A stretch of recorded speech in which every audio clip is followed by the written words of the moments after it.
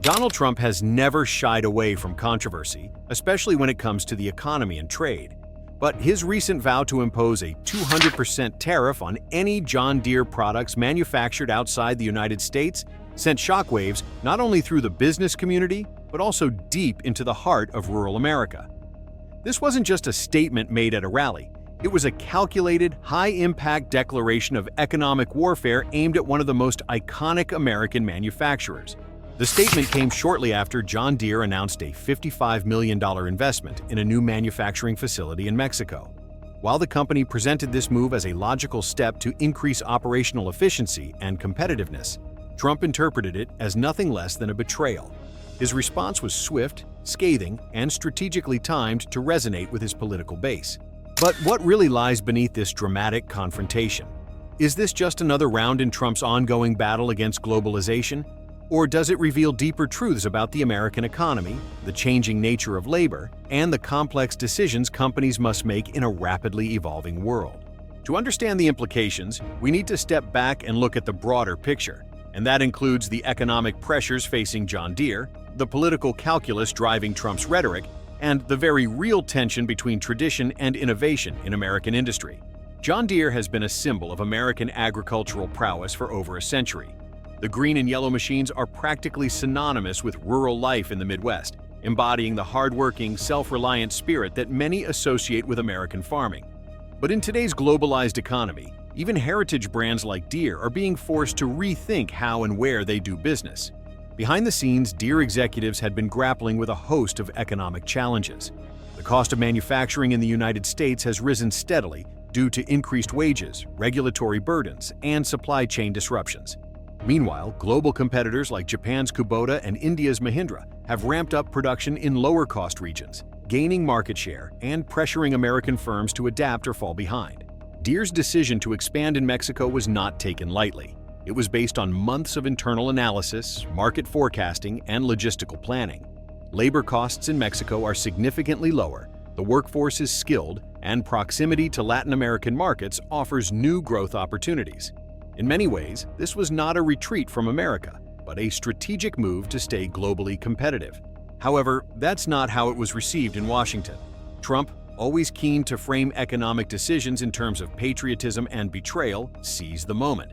At a rally in Iowa, he declared that John Deere was turning its back on American workers. He framed the company's move as an insult to the very people who had supported his presidency, the farmers and rural workers who rely on Deere equipment to make their living. John Deere just spit in the face of American workers, Trump said. They can build somewhere else, but they won't sell it back here without paying dearly. His threat of a 200% tariff wasn't just economic policy, it was political theater, crafted to draw a line in the sand. It sent a clear message to Deere and any other corporation considering outsourcing: move jobs out of the U.S. and face the consequences. But here's where things get complicated. Even if John Deere reversed course tomorrow and moved all its manufacturing back to the U.S., would it really result in more American jobs? The uncomfortable answer is probably not. The reason lies in the rapid advancement of automation and artificial intelligence. Deere is already at the forefront of agricultural technology. Its newest tractors and harvesters are equipped with cutting-edge software, GPS navigation, and even autonomous driving capabilities. These machines don't need drivers, they need programmers. They don't need factories full of workers, they need engineers and data analysts. In other words, the future of agriculture isn't just about where equipment is built. It's about how it operates.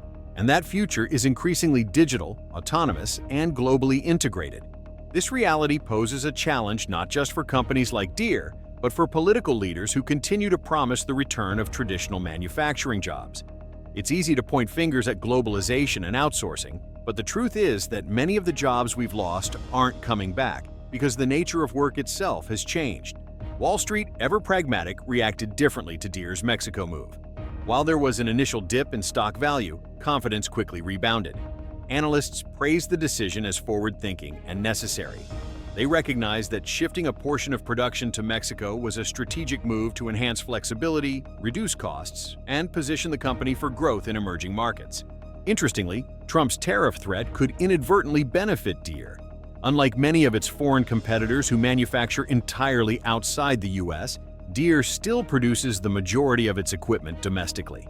A sweeping tariff on foreign-made agricultural machinery could actually hurt rivals more than Deere itself, leveling the playing field in Deere's favor. But none of this mattered in the court of public opinion. In rural communities, particularly in politically crucial swing states, the news sparked fierce debate. Farmers, deeply reliant on Deere equipment but also loyal to Trump, found themselves torn. In online forums, radio call-ins, and town hall meetings, opinions clashed. Some argued that Deere was simply adapting to economic realities. Others saw the move as a betrayal, an abandonment of American values for the sake of profit. This emotional divide revealed a deeper conflict in the American psyche, a longing for a past that feels increasingly out of reach, and a fear of a future that feels alien and uncertain. In response to the backlash, lawmakers took action. Republican senators issued statements condemning Deere's decision.